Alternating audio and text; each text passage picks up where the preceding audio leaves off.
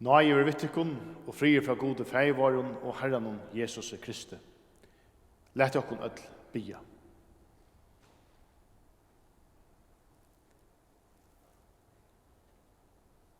To som hever temar give, gav vi et ut her i livet, bygg vi munnen hjärsta inne, så to mer i sval og sinne, hin trygga atjers grund. Herre jo god okkar himmelske feir, to som lät son til Jesus Krist gjeras menneska, til tess at han skulle brauta nyer djevelsens gjerningar, og være okkon fyrir noen unda futjenta. Vi takkar der for Jesu nøye tvinna, og bia til kom okkon til hjelpar. Være okkon fyrir falskon tryggløyga. Hjelp okkon i løtene nu. Lær okkon vi tunn heilig anta, at høyra årtut rett, og at varvøyda til i sånn godsøyta, så at vi genga tunn i ørende, men okkar at hui og til sørste stund vi har bjerga fra satans valde, og våra sjæl allar æver, for øynborna son til Jesus Krist, Herre okkara, han som vi tar liver og rævur, og i øynløyga høyleie andans. Øyn sannur god om aldur og æver, allar. Amen.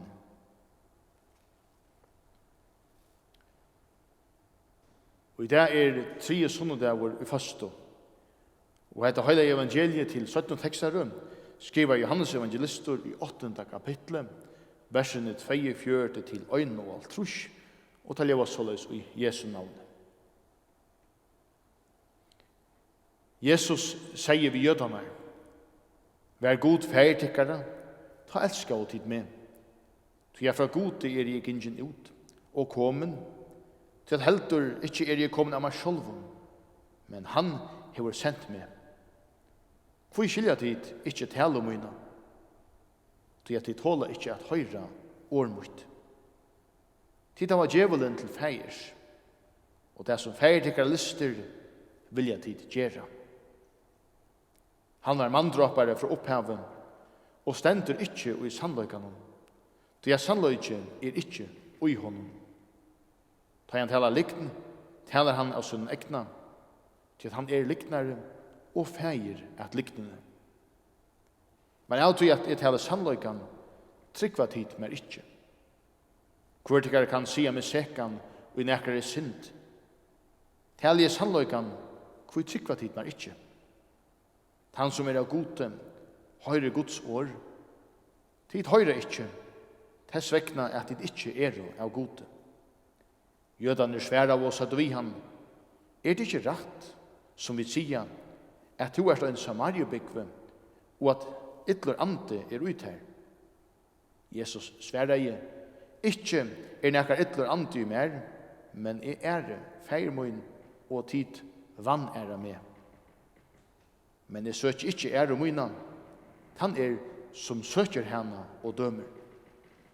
Sannelig, sier tikkun, om nekkar varvøyder årmut, skal han om alder og æver ikke suttja deian. Og let jeg kunne fela jotta okkara kristnutsikv. Jeg er nok til djevelen, og atler gjerningar hans, og atlan æpur hans. Jeg tryggvi av god feirin allvalda, skapare himmens og gjerder. Og av Jesus Krist, Guds øynbarnas son, var han herra, som giten av høylaven anda, boren i heim av Marie Moi, ponslaver under Pontius og Pilatus, krossfester, deier og gjernaver. Nye færen til helgjern, trea dagen stein opp fra deion. Færen til himmels, sidan det vi høyre hånd Guds feir sinns allvalda, henne han kjemur at døma livande og dei. Og høyleien anda, en av høyleia allmenna kyrkjum, samfellatar av høylavu, fyrirgjeming syndana, opprøst ligamsins og liv alder og æver. Amen.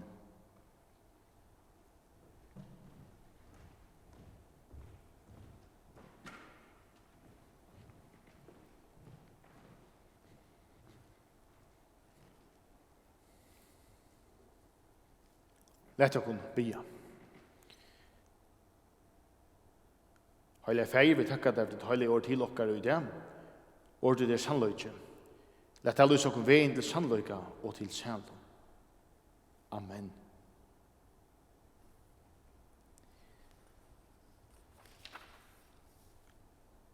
Og i det tryna vi mitt inn i 8 tomon kvassast om åraskiften og vi vil heva i bibli okkara. Hette et åraskifte er i middelen Jesus og landsmenn hans herra, jødanar. Jesus hever i en sånn samskifte, det er så samtale og sagt fra, at er ljós hansins. Her at med av jødane svære honom, vittnesbordtøyen er ikke sannur. Tar sier at han er en liknare. Men Jesus sier at han er Guds sonur og hansins ljós. Det vil si at tar vilja ikke kjennast til Jesus som Guds son. Som vi tar det å lise nå, ja, to er en samariebygve, og er ikke en ytterligere anti ut her, sier det vittar. Tar sier at Jesus er liknar. Om tar sier Jesus sier han, altså vi jødane, at om det ikke trykker at Jesus er han som han er, da skulle det dødja og i syndens synd. Helst sitt kaldeste verset som er i bibli okkara, altså, han som ikke er ved Jesus, skal dødja og i syndens synd. Og så skal vi si at samskiftet gonger atter fram mellom jødanar og Jesus samtale. Jesus understryker flere ferie hans myndeløyker om han er fra ferien og himne. Og at han ikke øynas er en vanlig mæver. Jødanar hiver vi viser om at høyr er høyr som har Abraham til feir. Og tøyskil er et høyrgodsfolk som gjør rett er, og at høyr har god som feir. Ja, tar seg at høyr har myndeløyga ut i hua. Og her er det at evangeliet byrjar. Jesus sier om jødanar at høyr ikke har god til feir, tvørste møte, så har høyr djevelen til feir, sier Jesus. Altså bønte møte tog som jødanar just har sagt. Etter av sånne åradrotter, atter og framme mittelen jødanar og Jesus. Rettelig bønt fram, kunne kanskje sagt, fyrakant eller svarskvutt. Og just så løs som okkar ekna naturliga menneska ikke dama til. Men førstan er her til det samme. Førstan er et tøyarskøy, her to og vil jeg kalla til å stegge an, og hitja inn etter og i liv okkara, for det søgjane at hitja ut etter. Det er sjálfsagt, ver enda vent, og kan ha vært etter hver jeg vet, og verløygan er. Ikke så fremmant for at vi tøyarskøye, så vi alle er tvungen ut i nu. Jeg vet som øynstaklingar, og som samfunnet, jeg er tvungen nyere fer. Vi kunne sagt er tvungen nyere, eller tvungen i føstu. Så nå er det veldig til som vi vekta tingst i liv i okkara, som kommer til kjønter. Først da atle vi skulle spyrja ved David, kan han meg god og kjenne mitt hjerte. Rannsaka meg og kjenne min hoksa. Vita om jeg gjennkje av glætene vei og løy meg hin evige vei. Henda dagen vil jødane stekkere av Jesus. Tid av djevelen til feirs, sier han. Derfor vattla vi herre tale enda saman. Men nå da Jesus gjør nekka bors ur hesson, så er det av sånn verst at hitje etter, du tar alt Guds år. Hva ligger som grunn at han fyrir hesar utsakner til Jesus? Jo, for det første. Jesus er veveren, sannløgjen og lyve. Han er Guds sonur og heimsins frelsare. Han er Guds mynd i heimenon. Han er kommet for å bjerga til fortapta. Djevelen himmelen, han er liknare og feiren er liknare. Hetta voit og ser Jesus, i han merset av sin egen kroppe, med landet han vil løyte ut i øyemørsene av heilan anta, for her var først av djevelen.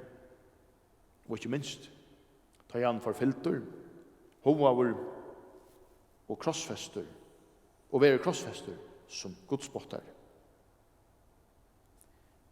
Djevelen, han er Guds motstøv med oss. Han er ikke god til livs. Og å komme til lufs, å komme gode til lufs, ikke møveligt, veit djevelen. Tog åtta kjera. Til affære etter tog dyra berasta, og i god øyer, okko menneske. At vittla, og at spittla okkon, at vittla og at spittla samband okkara vi god, hans her atlan. At løya bostur fra han, og at halda falskje bostur fra gode. Åre Satan mesjer øysten salar futjende. Etla navnet Satan mesjer øysten salar futjende. Altså, øyn og innskjer at dria okkon bostur fra gode. Og etter etna døma, så dette tyverri åttkvart og etnast tja djevelen. Jesus for fire ta med jøtun, og ikke, eller tja ta med jøtun, ikke vil det tryggva at Jesus Guds sonur og frelsar.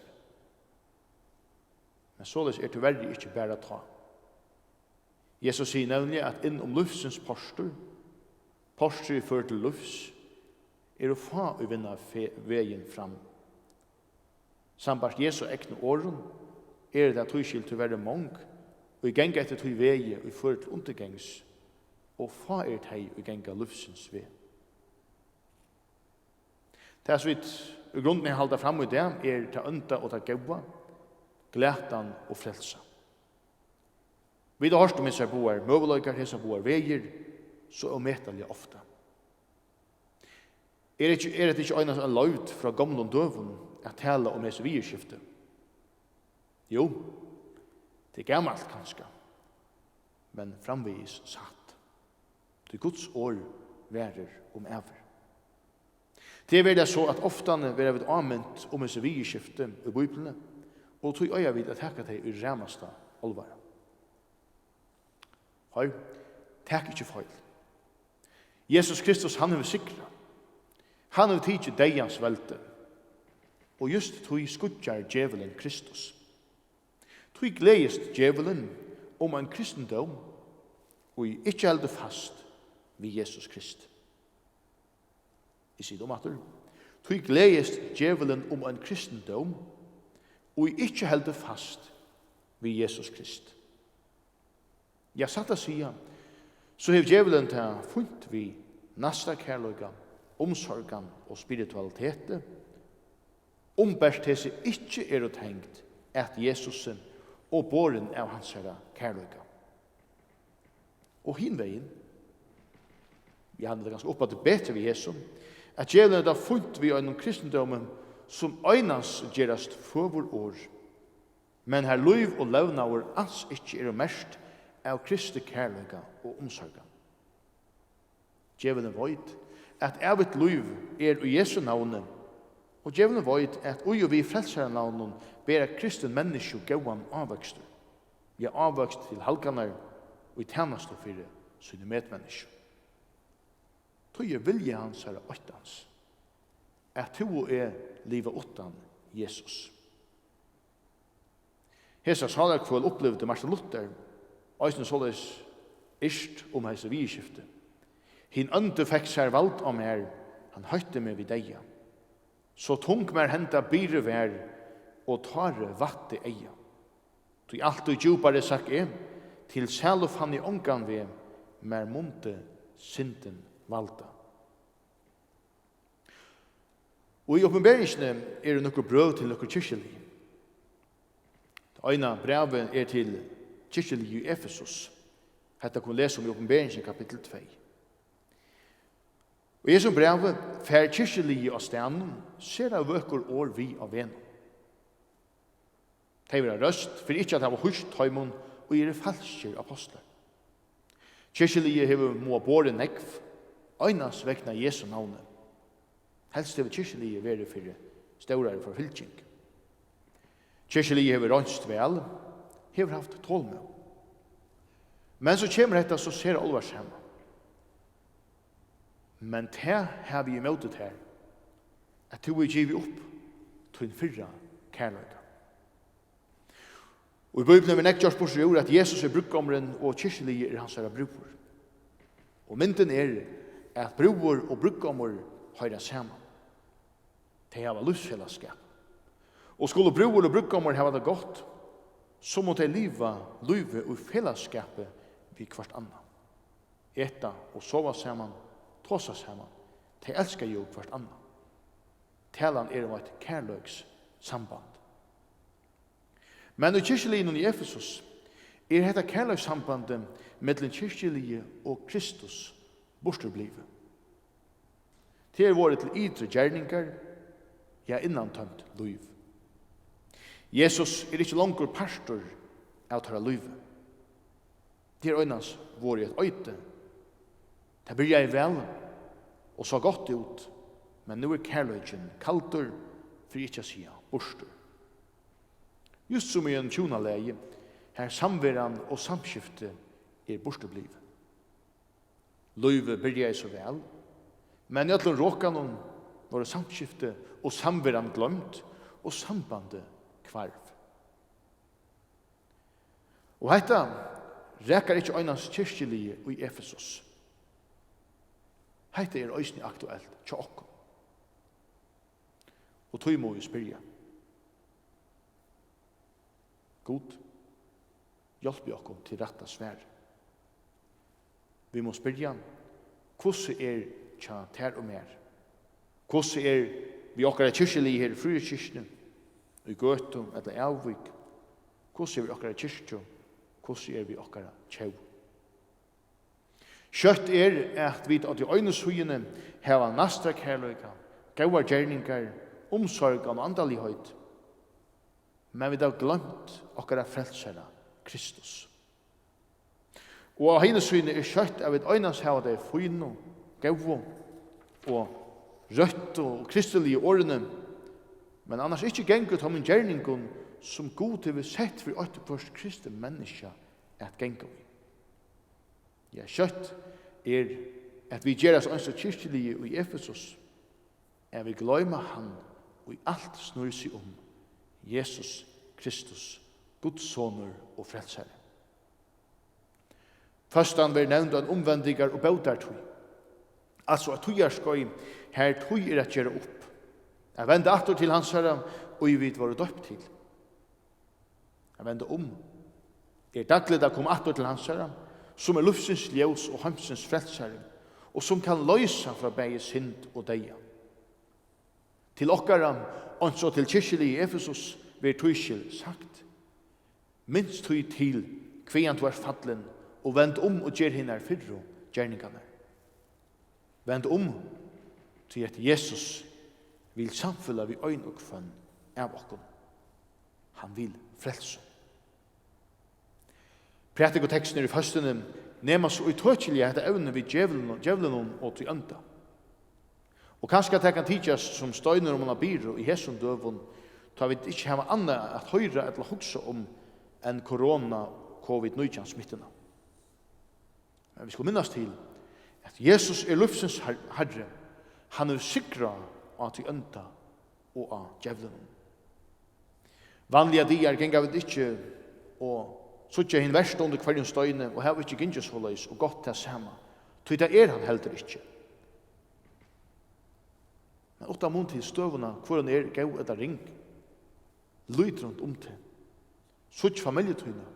Nasta og grannatøyna. Minst til at lyve enn ljós og liter. Onken tøy dimmer. At tøy ljóser. Men korsene liter. Jesus sier i det, om nekar varvøyder årmort, skal han aldur og atlar ever ikkje suttja deia. Hetta løysunar åren og i dagsens evangelie. Det som gonger atter i dagsens evangelie nemlig Guds år. Det skjerst ikkje bostur at ditt ratta og værande sambande vi god tenkt at hans år. Vi tvunget stekka an. Lett okkur stekka an. For jeg får møyre av Jesus og minne av okkur sjálv. Få møyre av sannløykan og minne av likten. Møyre av hans evige åre og minne av okkara egna sjálvgjørda atrunai. Møyre av Kristus sensera av kærløyka og gauun gjerningun mittel manna og minne av sjálvsøkne. Lett okkur løyde atter til konfirmanta biblina som ligger støvut av hitlen i øtles i åren. Vend datter til bønene som mamma til lærte til for så mange åren søgjene. Og liv såleis i fellesskapet vi han som i jar og i det hins samme og atler æver. Han som blir til ljøs i myskre, vøyde vøgnløse og liv og i deia. Tøy sier lukter i samme salme som jeg citerer fra Janne. God sier hvis en ankar sånn, nu vil jeg miskom inna, og tu måst gista foldarlån, tøy arma frels og vinna. Hjelp vøyta tøy fra døm og deg, og i statter i synda nei, så han vi her kan liva. Lov og takk og atler høyer, være her gode varon, fære syne og høylaven anta, som alltid hever være, og alltid verer, ein sanner tru øyne over god, halvår fra første opphavet, og atler æver. Amen. Så skal jeg sige fra at i hesson døvun så kyrkjan.fo hever nei og kunningina kyrkjelio vieskiftene. Nest prestegjalt øysene av Facebook og kunnar her vieskiftene her i prestegjalt. Og som det øysene sagt av stedet, prester hever ikke fri han skal halda seg nekk for seg sjølvan og innandora som vil ødskullum. Prester tøtjer til samtale, til forbund, til bøyretting, til heimaltargengur, til døp, til vokslum og gjerarfer. Her var det spurningar imisk av som vi skiften, så har vi telefonnummer 23 73 43. 23 73 43.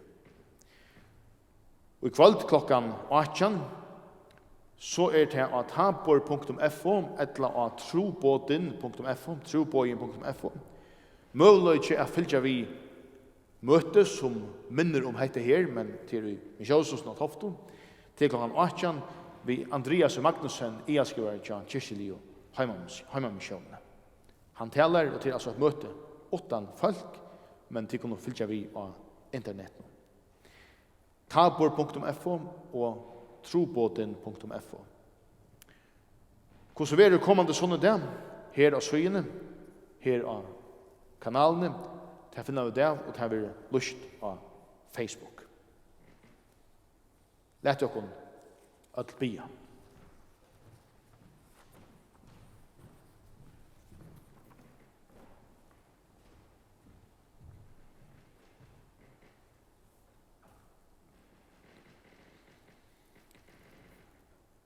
Herre var god himmelske feir. Vi ber for alle heimen som tog å skapa. Halt honom oppe, og endrunja han derfra deg. Gjev fri og semje mellom folk og tjauer. Val sikna gjørena og alt arbeid av skjekve og av landet.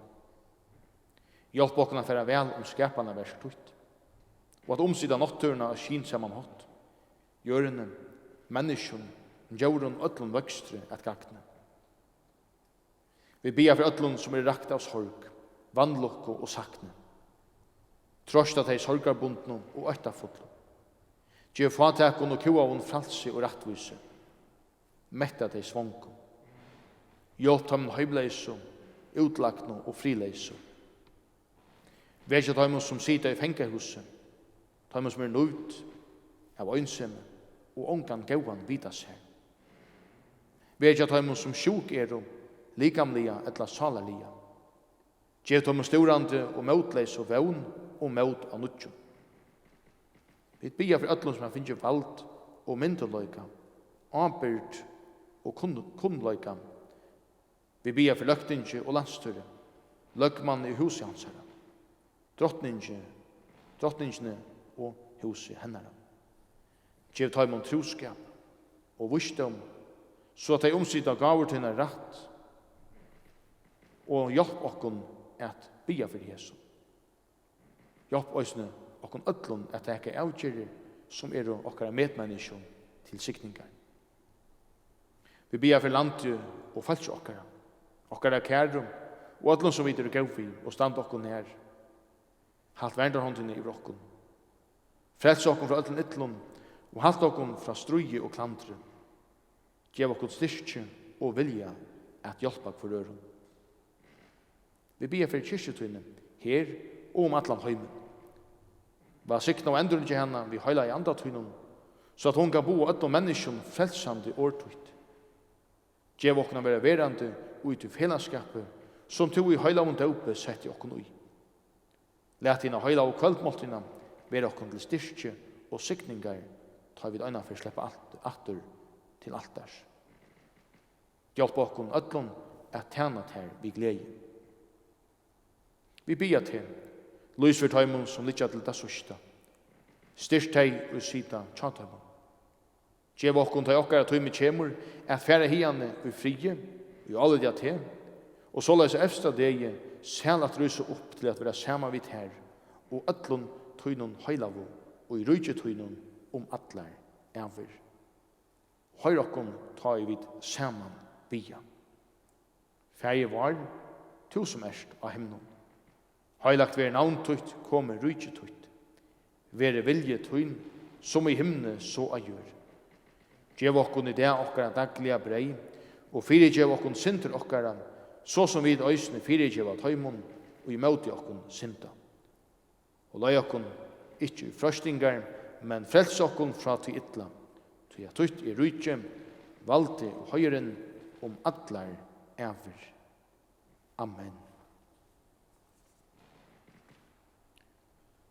Tætje vi sikning herrans. Herren var siknet til og varvøyde til. Herren lette alle sitt lys i til og være til nøyver. Herren lette opp asjøsene i til og gjevet her fri.